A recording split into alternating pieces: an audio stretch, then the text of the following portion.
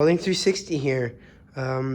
Here to show you guys my and my dad's motorized bicycle with Sutech ADCC motors.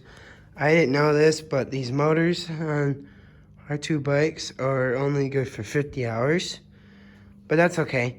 Anyway, I mounted a light generator under my bike.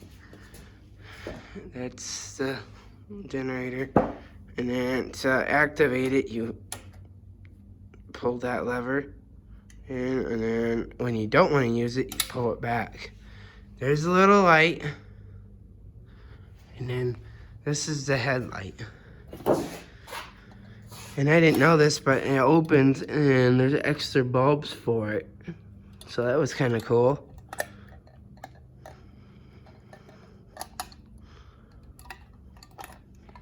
But yeah, $22 for that.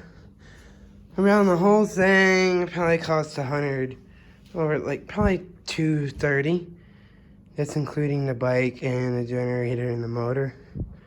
So they're relatively cheap to build. Currently, my dad's working on his. We gotta fix his tire, and he wants to mount a fender to his. I started working on his. I got the generator mounted and his rear light. Well, we got to figure out something for the front, because I think this bracket's aluminum, so we can't weld to it. And plus, if we weld to it, then we can't get his handlebars off. So we have to do some thinking about it. But his is also Sutech, which is cool. So their parts are interchangeable. His is bone stock. Mine has my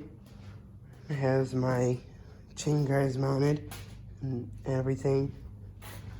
Both chain guards. Mine has an aftermarket coil pack. That's why mine's red. My dad's is black. It's because his is a stock version. Mine's not.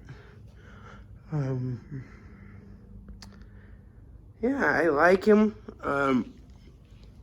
They don't really like to start up in the cold, so you have to use the choke, but that's okay.